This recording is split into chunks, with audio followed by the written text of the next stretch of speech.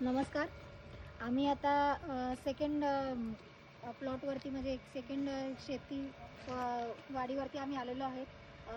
त्यांचं नाव आहे प्रसाद save sir यांच्या वाडीवरती आम्ही व्हिजिट दिलेली आहे. आणि आता सध्या तुम्ही जसं बघताय आम्ही इथे एक ऑर्किड नावाचं फुलाचं उत्पादन घेतलं जाते, जे ते बाहेर सप्लाय करतात. मोठ्या प्रमाणावर इथे त्यांची शेती केली जाते. जसं तुम्हाला माझ्या मागे दिसतंय की किती पुढे माझ्या समोर सुद्धा एक प्लॉट आहे आणि इकडे एक प्लॉट आहे.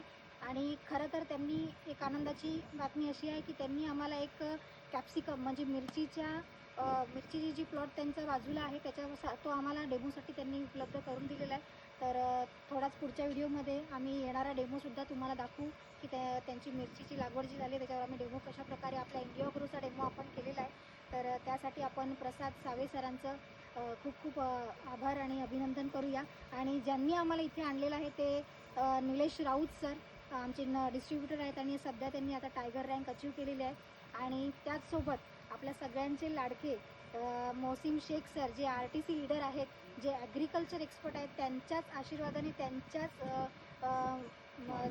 बरोबर आम्ही हा सगळीकडे वाणगावमध्ये आता डेमो चालू केलेला आहे.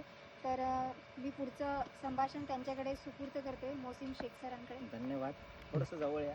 हे बघू शकता एवढा मोठा पॉलीहाऊस आहे आणि या पॉलीहाऊसमध्ये संपूर्ण ऑर्किडची शेती केली जाते. असे भरपूर पॉलीहाऊस इथं आहेत त्यांचे आणि खूप मोठ्या प्रमाणात सावे सरांचे आज इथं शेती करतायत ते आणि लोकांसाठी उदाहरण आहेत.